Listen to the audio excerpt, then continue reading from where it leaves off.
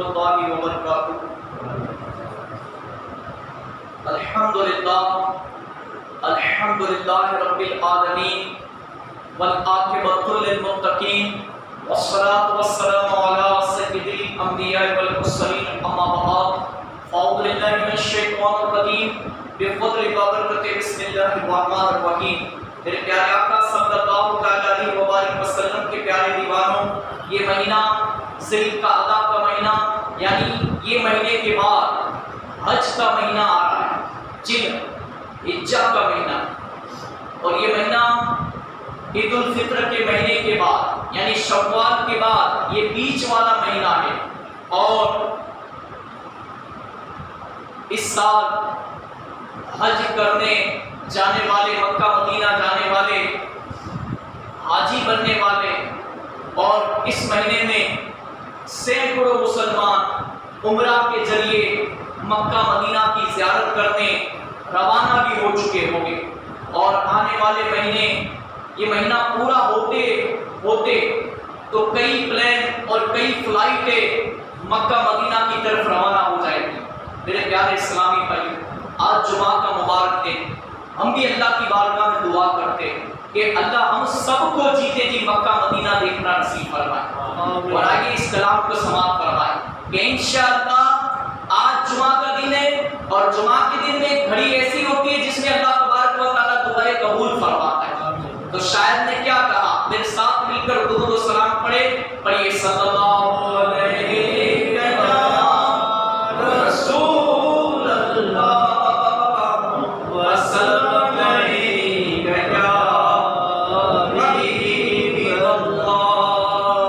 ہم بھی مدینے جائیں گے آقا، ہم بھی مدینے آئیں گے، آج نہیں تو کل ضرور آقا ہمیں بلائیں گے، آقا ہمیں بلائیں گے، آج نہیں تو کل ضرور.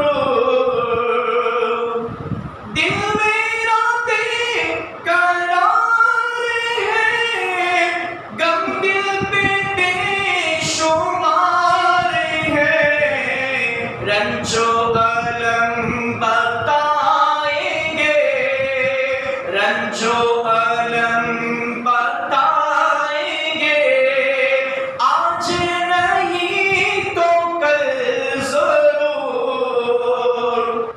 دنیا نے جو بھی غم دیا ہم نے خوشی سے سہ لیا، آقا کو ہم سنائیں گے، ہاں آقا کو ہم سنائیں گے، آج نہیں تو کل ضرور.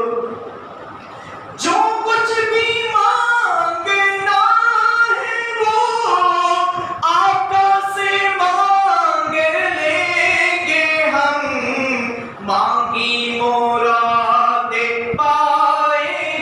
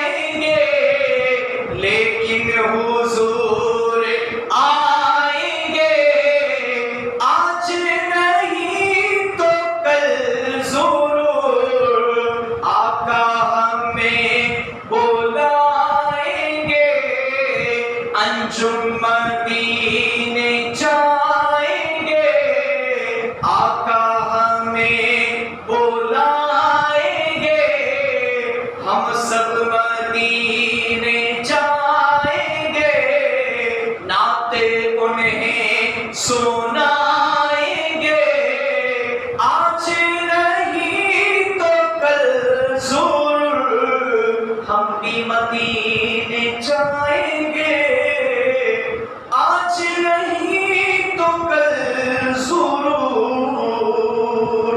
میرے پیارے آقا صلی اللہ علیہ وآلہ وسلم کے پیارے دیوانوں، رسول اکرم نور مجسم شاہ بنی آدم نبی محتشم صلی اللہ علیہ وآلہ وسلم کا فرمان معظم ہے، جس نے مجھ پر 100 مرتبہ درود پاک پڑھا، اللہ تعالیٰ اس کی دونوں آنکھوں کے درمیان لکھ دیتا ہے کہ یہ نفاق اور جہنم کی آگ سے آزاد ہے، اور اسے بروز قیامت شہداء کے ساتھ رکھے گا۔ درود پاک پڑھ لیں،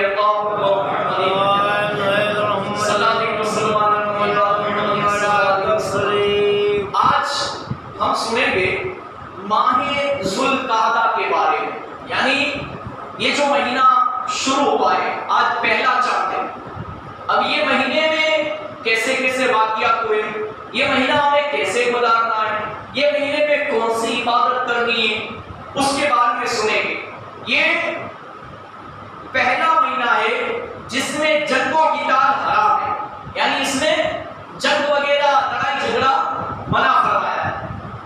اس کی وجہ تسمیہ یہ ہے کہ یہ قعود سے ماخوذ ہے، جس کے معنی بیٹھنے کے ہوتے ہیں، کیونکہ اس مہینے میں عرب کے لوگ جنگ و قتال سے بیٹھ جاتے ہیں، یعنی جنگ سے بعد رہتے ہیں، اس لیے اس مہینے کو ذوالقعدہ کہتے ہیں، جو یہ اسلامی سال کا 10واں مہینہ ہے۔ ہر ماہ ایام 20 یعنی قمری مہینے کی 13، 14 اور 15 تاریخ میں، یعنی 13، 14، 15 چاند کو روزہ رکھنے کا ثواب تمام عمر روزہ رکھنے کے ثواب کے برابر ہے۔ حدیث شریف میں ہے کہ جو شخص ذوالقعدہ کے مہینے میں ایک دن روزہ رکھتا ہے تو اللہ کریم اس کے واسطے ہر گھڑی میں، ہر ساعت میں ایک مقبول حج اور غلام آزاد کرنے کا ثواب لکھنے کا حکم دیتا ہے۔ ایک روزے کا فائدہ کہ مقبول حج کس کو کہتے ہیں؟ جو حج اللہ کی بارگاہ میں قبول ہو چکا ہو، اس کا ثواب اس مہینے میں ایک روزہ رکھنے سے ملتا ہے۔ ایک حدیث شریف میں کہ ذوالقعدہ کے اندر 1 ساعت کی عبادت، 1 گھڑی کی عبادت 1000 سال کی عبادت سے بہتر ہے۔ یہ وہ مہینہ ہے، اور فرمایا کہ اس مہینے میں عید کے دن یعنی سوموار کے دن روزہ رکھنا 1000 برس کی عبادت سے بہتر ہے۔ ہم نے تو آج تک اس مہینے کے بارے میں کچھ سنا ہی نہیں کہ یہ مہینہ، ہم تو خالی مہینہ کہتے ہیں کہ یہ مہینہ عید کے بعد، اس کے بعد کا مہینہ ہے، خالی مہینہ ہے، اور اس کے بعد حج کا مہینہ آئے گا۔ ہمیں پتہ ہی نہیں ہے کہ اسلامی سال کے 12 مہینوں میں کون سے مہینے کی کیا فضیلت ہے اور کون سا مہینہ ہمیں کیسے گزارنا چاہیے۔ آپ نے یہ تھوڑی باتیں سنی، اب آگے سنیں۔ حدیث شریف میں ہے کہ جو کوئی ذوالقعدہ کی پہلی رات میں 4 رکعت نفل نماز پڑھے اور اس کی ہر رکعت میں الحمد شریف کے بعد 33 دفعہ سورہ اخلاص پڑھے تو اس کے لیے جنت میں اللہ تعالیٰ 1000 مکان یاقوت سرخ کے بنائے گا، اور مکان میں جواہر کے تخت ہوں گے۔ کہاں؟ جنت میں۔ ہر تخت پر ایک حور بیٹھی ہوگی جس کی پیشانی سورج سے زیادہ روشن ہوگی۔ ایک اور روایت میں ہے کہ جو آدمی اس مہینے کی ہر رات میں صرف 2 رکعت نفل پڑھے، کتنی؟ صرف 2 رکعت، ہر رکعت میں الحمد شریف کے بعد سورہ اخلاص قل هو اللہ احد کی سورت 3 بار پڑھے تو اس کو ہر رات میں ایک شہید اور ایک حج کا ثواب ملتا ہے۔ جو کوئی اس مہینے میں ہر جمعہ کو، آج جمعہ کا دن، ہر جمعہ کو 4 رکعت نماز نفل پڑھے اور ہر رکعت میں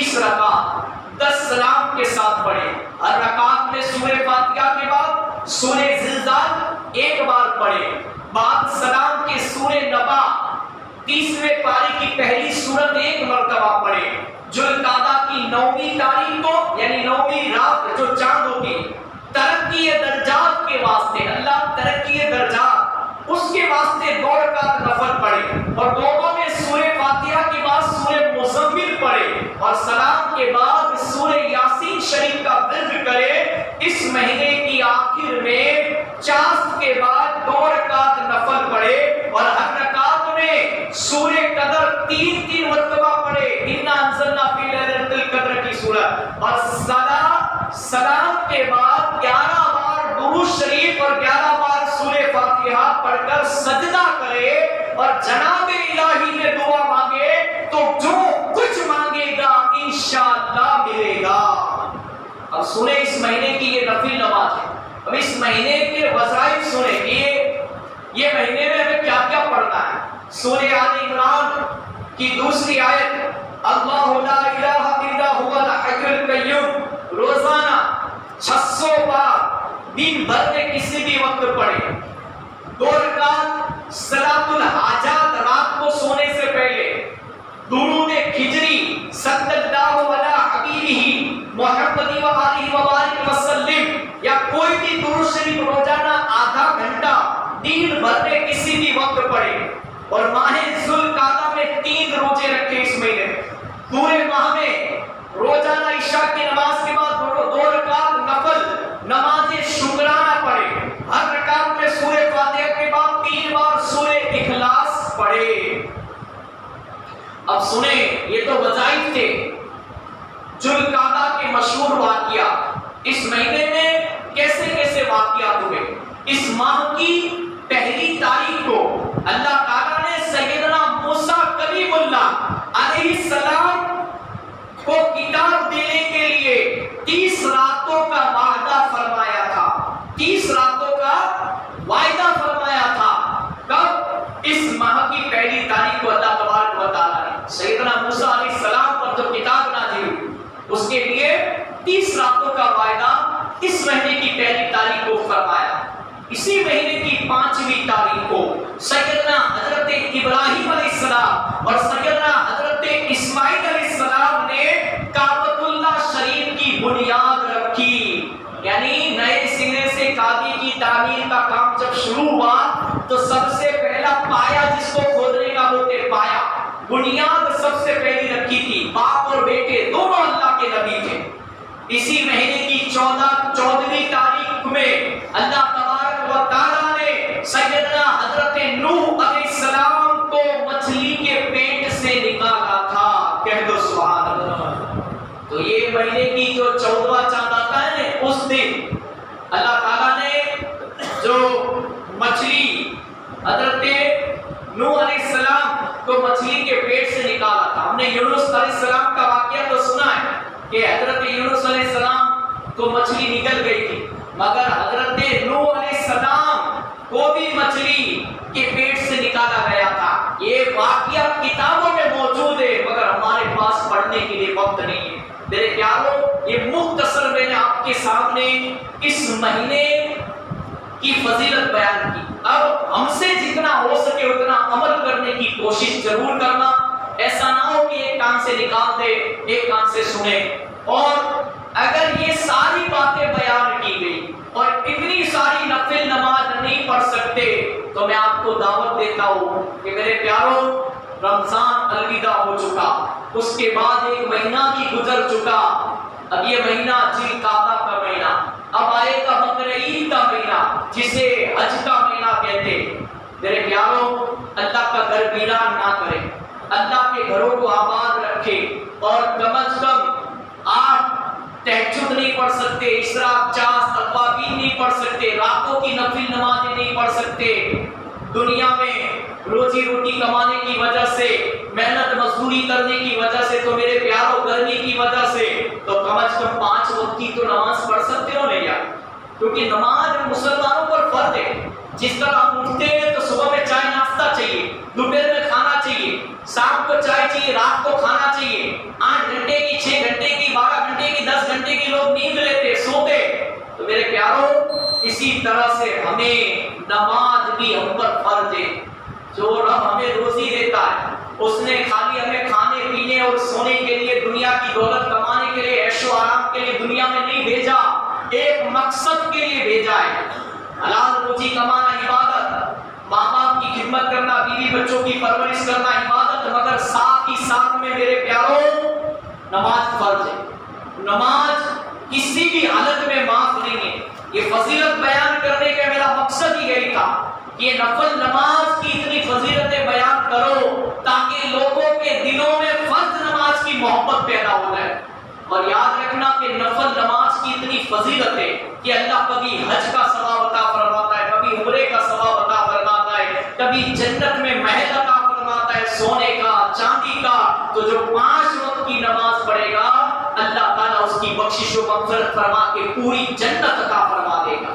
اب آئیے سنتے ہیں اس مہینے میں ایک اللہ کے ولی جن کا نام، جن کا عرس مبارک کل یعنی دوسرا چاند ہے، حضور صدر الشریعہ علامہ امجد علی گھوسی رضی اللہ تعالیٰ عنہ کا عرس پاک آ رہا ہے، اور ان کے بارے میں سنے جنہیں صدر الشریعہ کے نام سے ان کو لقب دیا گیا، ان کی زندگی کے بارے میں سنے اس اللہ کے ولی کی کہ صدر شریعت، بدر طریقت، محسن اہل سنت، خلیفہ اعلیٰ حضرت، مصنف بہار شریعت حضرت علامہ مولانا الحاج مفتی محمد امجد علی اعظمی رضوی سنی حنفی قادری برکاتی رحمت اللہ تعالیٰ علیہ سنہ 1300 ہجری مطابق سنہ 1882 عیسوی میں مشرقی یوپی ہند کے قصبے مدینۃ العلماء گھوسی میں پیدا ہوئے۔ آپ کے والد ماجد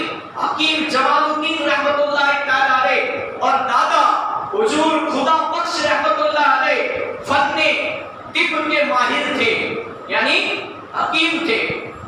ابتدائی تعلیم اپنے دادا حضرت مولانا خدا بخش رحمت اللہ تعالیٰ علیہ کے گھر پر حاصل کی، پھر اپنے قصبے ہی میں مدرسہ ناصر العلوم میں جا کر گوپال گنج کے مولوی الہی بخش صاحب رحمت اللہ تعالیٰ علیہ سے کچھ تعلیم حاصل کی، پھر جونپور پہنچے اور اپنے چچا جاد بھائی اور استاد مولانا محمد صدیق رحمت اللہ تعالیٰ علیہ سے کچھ اسباق یعنی سبق پڑھے، پھر جامع معقولات و منقولات حضرت علامہ ہدایت اللہ خان رحمت اللہ تعالیٰ علیہ سے علم دین کے چھلکتے ہوئے جام نوش کیے، اور یہیں سے درس نظامی یعنی عالم کی تکمیل کی، پھر دورہ حدیث کی تکمیل پیلی بھیت میں استاد المحدثین حضرت مولانا وسیع احمد محدث سورتی رحمت اللہ تعالیٰ علیہ سے کی۔